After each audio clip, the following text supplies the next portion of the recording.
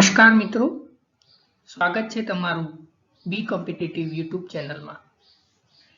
આજે આપણે ગણિતના વિષયમાં એક મહત્વનો મુદ્દો સંખ્યાઓ વિશે વાત કરવા જઈ રહ્યા છીએ કે જે ક્વોન્ટિટેટિવ એપ્ટિટ્યૂડમાં જીપીએસસી પરીક્ષાઓમાં ખૂબ જ પૂછાતો મુદ્દો છે।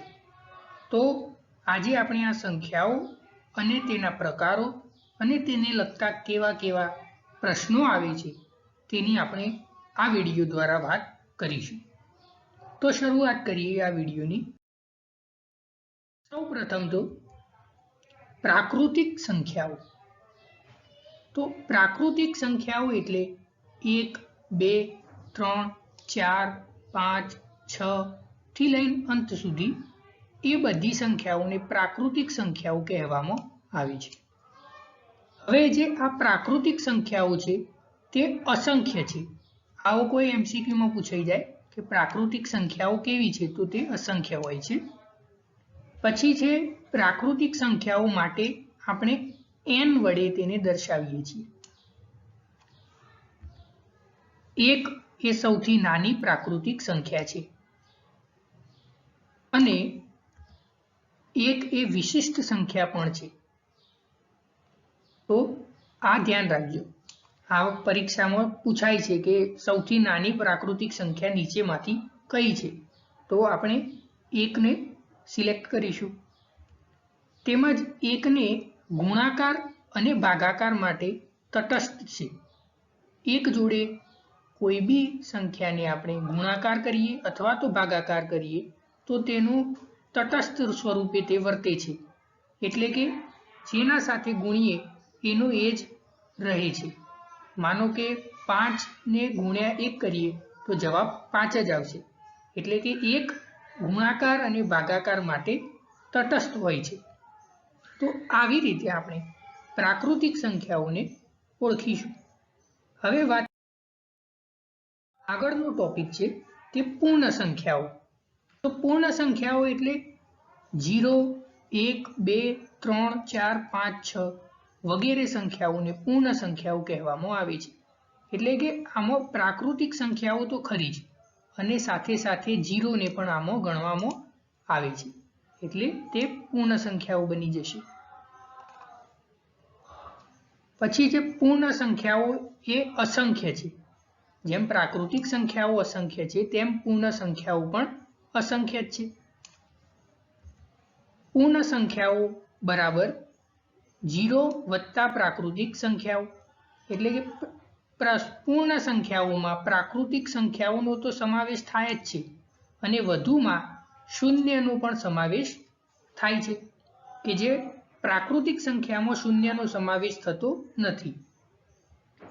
હવે જે પૂર્ણ સંખ્યાઓ છે તેને W વડે દર્શાવવામાં આવે છે અને જે સૌથી નાની પૂર્ણ સંખ્યા છે, આ ખાસ ધ્યાન રાખજો। સૌથી નાની પ્રાકૃતિક સંખ્યા પૂછી હોય તો 1 આવશે અને સૌથી નાની પૂર્ણ સંખ્યા પૂછી હોય તો એ 0 આવશે। 0 એ સરવાળા અને બાદબાકી માટે તટસ્થ છે, જેમ આગળ આપણે જોયું 1 એ ગુણાકાર અને ભાગાકાર માટે તટસ્થ હતું, તેમ 0 એ સરવાળા અને બાદબાકી માટે તટસ્થ છે। એટલે કે 0 કોઈ સરવાળા માટે કે કોઈ બાદબાકી કોઈના જોડે કરશું તો તે તટસ્થ તરીકે વર્તશે, એટલે એની કોઈ અસર પડશે નહીં। જેમ કે 10 - 0 તો જવાબ 10 જ આવશે, એમાં કોઈ ફરક પડશે નહીં। તો આવી રીતે પૂર્ણ સંખ્યાઓને પણ આપણે ઓળખી શકીશું। હવે આગળ વાત કરીએ કે પૂર્ણાંક સંખ્યાઓ વિશે।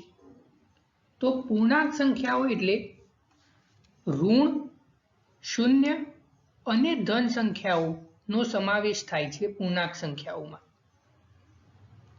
આમાં ઋણ સંખ્યાઓ, શૂન્ય અને ધન સંખ્યાઓનો સમાવેશ થાય છે, જેમ કે ફોર એક્ઝામ્પલ -3, -2, -1, 0, 1, 2, 3 એમ કરીને અસંખ્ય સુધી આમાં પણ સંખ્યાઓ હોય છે। પૂર્ણાંક સંખ્યાઓને Z વડે દર્શાવવામાં આવે છે કરીએ સમમેય સંખ્યાઓ વિશે.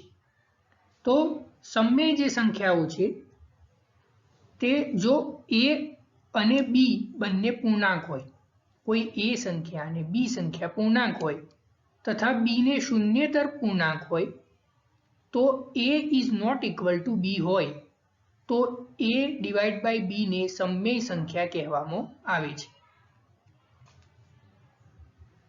જેમ કે 2/3 એટલે કે 2/3, 0.25, 5/8 વગેરે બધી સમમેય સંખ્યાઓ છે. સમમેય સંખ્યાઓ એટલે કે 2/3, 0.25 આ બધી સમમેય સંખ્યાઓમાં આવે છે. સમમેય સંખ્યાઓને q વડે દર્શાવવામાં આવે છે.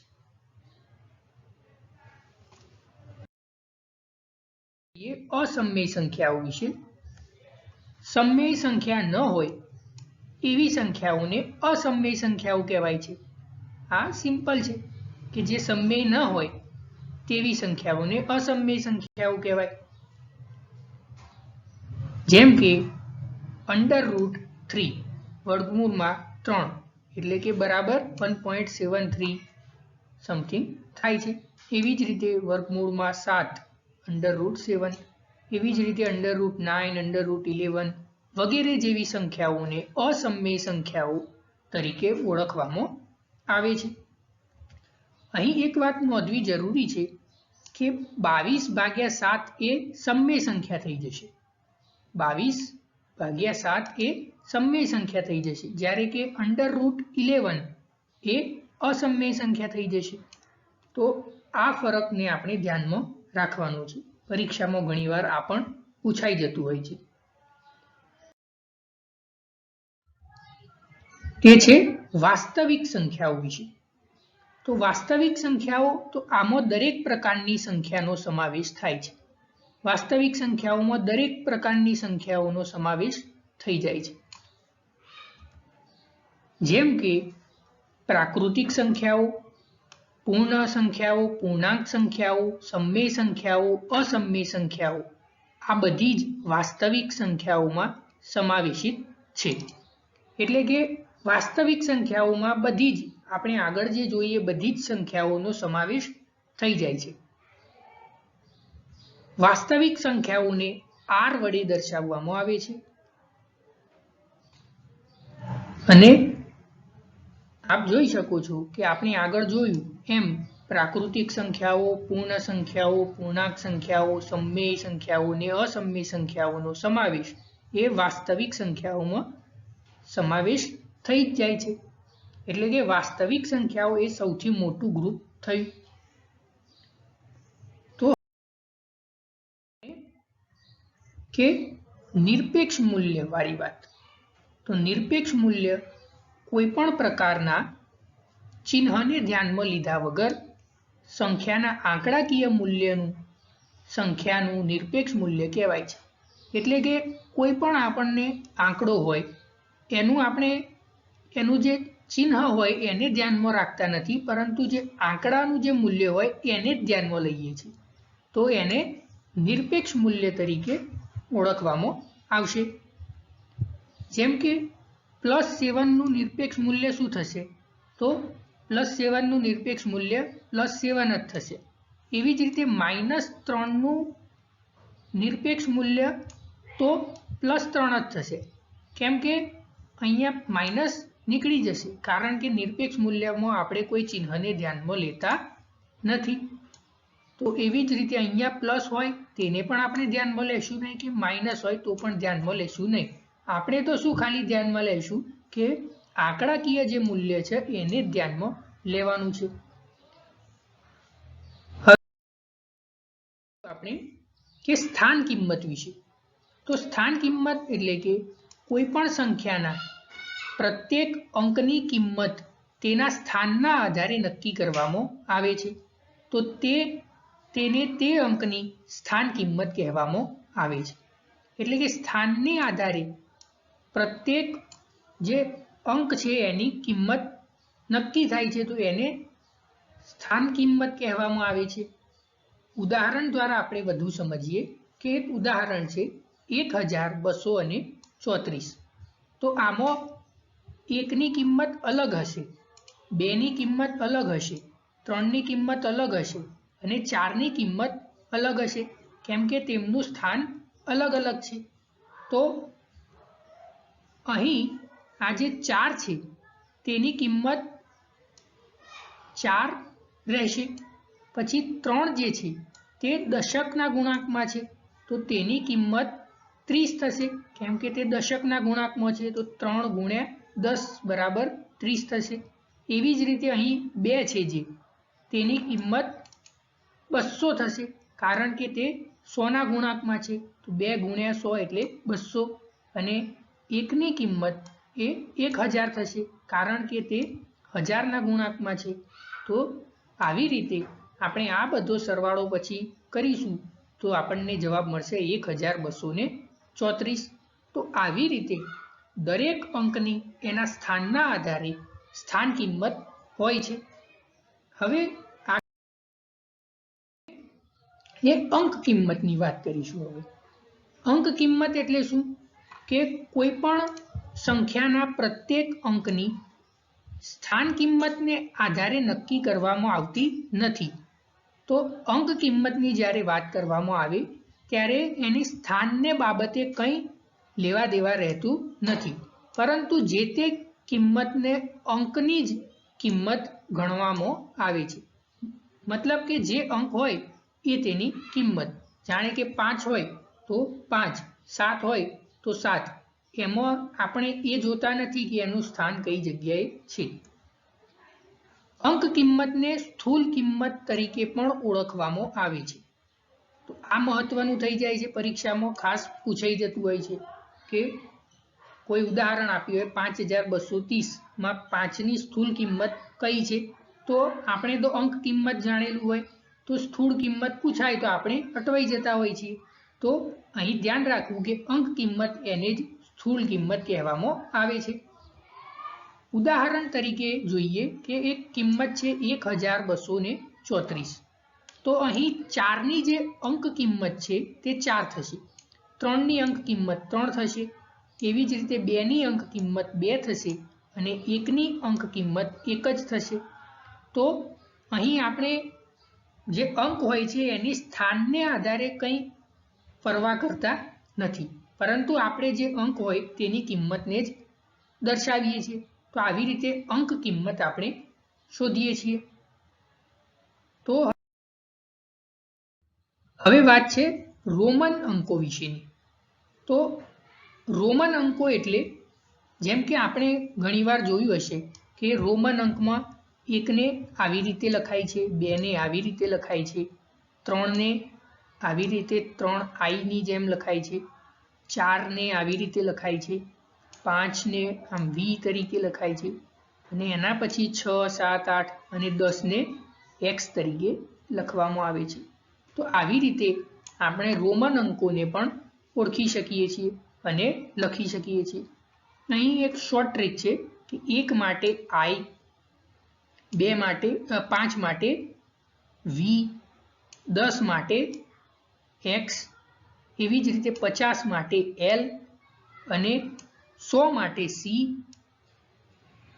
એવી જ રીતે 500 માટે d અને 1000 માટે m નો આપણે ઉપયોગ કરીએ છીએ। તો આપણે આવી રીતે અંકોને યાદ રાખીને આપણે રોમન અંકોમાં પણ અક્ષરોને લખી શકીએ છીએ। પણ અહીં એક વસ્તુ નોંધવાની જરૂર છે કે 0 જે છે તેને રોમન અંકમાં લખવા માટે કોઈ અંક નથી, કારણ કે 0ની શરૂઆત રોમન અંકોની ઉત્પત્તિ થયા પછી થઈ, એટલે કે તેમાં 0 લખી શકાતો નથી। તો આ બાબત નોંધવી રહી। તો હવે આપણે થોડાક પ્રશ્નોની વાત કરી લઈએ કે આ બધું જે આપણે શીખ્યા એમાંથી કેવા પ્રકારના પ્રશ્નો પરીક્ષામાં પૂછાય છે। પ્રશ્ન નંબર 1 કે પહેલો પ્રશ્ન એવો છે કે 4567માં 5ની સ્થાન કિંમત અને સ્થૂળ કિંમત વચ્ચેનો તફાવત કેટલો થાય? તો આ જે પ્રશ્ન છે તેમાં પૂછવામાં આવ્યું છે 4567 માં 5 ની સ્થાન કિંમત અને સ્થૂળ કિંમત વચ્ચેનો તફાવત કેટલો થાય? તો હવે જવાબમાં આપણે એમ લખીશું કે પહેલા 5 ની સ્થાન કિંમત શોધીએ. તો 5 ની સ્થાન કિંમત કેટલી થશે? તો 5 અહીં 100 ના ગુણાંકમાં છે એટલે કે 5 ગુણ્યા 100 થશે એટલે કે 500. એને સ્થૂળ કિંમત 5 ની એટલે કે અંક કિંમત, એમાં સ્થાનની આપણે કંઈ પરવા કરતા નથી, તો સ્થૂળ કિંમત અહીં 5 જ થશે. હવે આ બંનેનો આપણને તફાવત પૂછવામાં આવેલો છે, તો 500 માઇનસ 5, તો જવાબ આવશે 495. તો આવી રીતે આપણે તફાવત શોધી શકશું. તો આવો પ્રશ્ન પરીક્ષાઓમાં પૂછાય છે. હવે બીજો એવો પ્રશ્ન પૂછાયેલો કે 5 ગુણ્યા 8 ગુણ્યા 0 બરાબર કેટલા થાય? તો આનો જવાબ તો ઈઝી છે. તો 0 સાથે આપણે કોઈ પણ સંખ્યાનો ગુણાકાર કરશું તો હંમેશા તેનો જવાબ 0 થઈ જશે, એટલે કે બધું 0 થઈ જશે. તો આનો જવાબ શું આવશે? આનો જવાબ 0 જ આવશે. તો આવી રીતે આપણે એ ધ્યાનમાં રાખવું કે 0 સાથે કોઈનો પણ ગુણાકાર થાય તે સંખ્યા પણ 0 થઈ જાય છે. હવે ત્રીજો પ્રશ્ન નંબરમાં એવું પૂછવામાં આવેલું કે 3883 માં પ્રથમ અને અંતિમ 3 ની જે સ્થાન કિંમતનો તફાવત કેટલો થાય? હવે આ પ્રશ્નમાં એવું પૂછવામાં આવ્યું છે કે જે આ પ્રથમ 3 છે અને આખરી 3 છે એની સ્થાન કિંમતમાં કેટલો તફાવત થશે? અહીં મિત્રો યાદ રાખજો કે સ્થાન કિંમત પૂછેલું છે, અંક કિંમત હોય તો પ્રશ્ન બદલાઈ જશે. તો અહીં આપણે પ્રથમ જોઈએ કે પ્રથમ 3 ની સ્થાન કિંમત આ 1000 ના ગુણાંકમાં છે, તો 3 ગુણ્યા 1000. તો આગળ જે પ્રથમ 3 છે એની સ્થાન કિંમત 3000 થશે અને જે અંતમાં 3 છે એ એકમના ગુણાંકમાં છે એટલે 3 ગુણ્યા 1 બરાબર 3 થશે. તો અંતિમ 3 ની સ્થાન કિંમત 3 થશે. તો હવે આપણે એનો તફાવત શોધવાનો કીધેલો છે અહીંયા. તો 3000 માઇનસ 3 બરાબર જવાબ આવશે 2997. તો આવા પ્રશ્નો પરીક્ષામાં પૂછાતા હોય છે. પ્રશ્ન વાત કરીએ પ્રશ્ન નંબર 4 કે 4 અંકની સૌથી મોટી અને 4 અંકની સૌથી નાની સંખ્યાનો તફાવત કેટલો થાય? આવો પ્રશ્ન પણ પરીક્ષાઓમાં ઘણીવાર પૂછાયેલો છે કે 4 અંકની સૌથી મોટી અને 4 અંકની સૌથી નાની સંખ્યા વચ્ચેનો તફાવત જણાવો. તો સૌથી પહેલા તો 4 અંકની આપણે સૌથી મોટી સંખ્યા એ 9999 છે. એવી જ રીતે 5 અંકની પૂછી હોય તો 99999 થશે અને 4 અંકની સૌથી નાની સંખ્યા તો 1000, કેમ કે 3 અંકની સૌથી મોટામાં મોટી સંખ્યા 999 થઈ એટલે 4 અંકની સૌથી નાની 1000 થશે. તો આ બંને વચ્ચેનો તફાવત 9999 માઇનસ 1000 બરાબર 8999 જવાબ આવશે. તો આવી રીતે આપણે આ પ્રશ્નને સરળતાથી સોલ્વ કરી શકીએ. પ્રશ્ન નંબર 5 આમાં એવું પૂછવામાં આવેલું કે 5 અંકની સૌથી મોટી સંખ્યા અને 4 અંકની સૌથી નાની સંખ્યા વચ્ચેનો તફાવત કેટલો થશે? તો આપણે જાણીએ છીએ કે 5 અંકની સૌથી મોટી સંખ્યા 99999 છે અને 4 અંકની સૌથી નાની સંખ્યા એ 1000 છે. તો આ બંને વચ્ચેનો તફાવત એટલે 99999 માઇનસ 1000 બરાબર 98999 જવાબ આવશે. તો આવી રીતે આપણે આવા સરળ પ્રશ્નોનો જવાબ આપી પરીક્ષામાં સારા માર્ક્સ મેળવી શકીએ છીએ.